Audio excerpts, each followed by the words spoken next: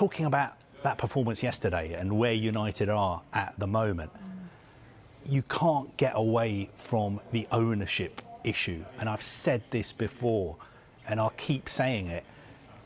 Under the current owners, this is what United is going to be like, because the way they bought the club and the way they loaded debt onto the club and the way the club has to pay those debts off means that United are going to fall further and further behind very well-run clubs like Manchester City, like Liverpool, like PSG, like Chelsea again now, where you've got owners who put money in, not owners who take money out.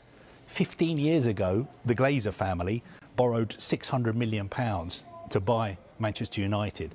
15 years later, that debt is still £600 million, and it's been loaded onto the club.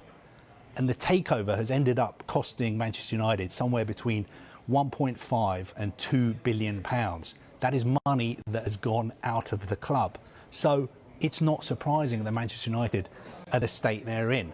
Yes, for a while when Sir Alex Ferguson was in charge, he almost papered over the cracks and he made United winners, and they won the title and they won the Champions League. But long term, what you're seeing yesterday is a direct result of the ownership model at Manchester United. And that ownership model would no longer be allowed in English football. It would not be, it's not allowed in American football. You can't have leveraged buyouts. But unfortunately, Manchester United are saddled with it.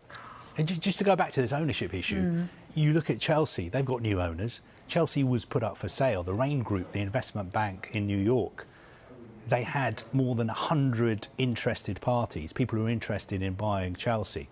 Finally, the Todd Burley consortium bought the club for what, something like £3 billion. And look at what Todd Burley is doing at Chelsea, signing Raheem Sterling, Koulibaly. Well, he's been going for Fofana. But those are the kind of players that Manchester United should be signing. And there are people out there who want to buy Premier League clubs, who have the money to buy Premier League clubs.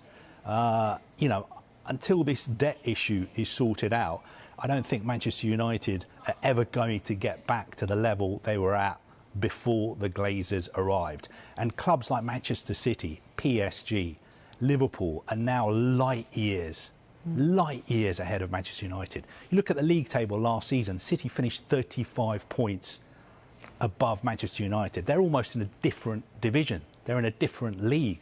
You look at the way City operate. How many years is it going to take for United to ever overtake Manchester City again?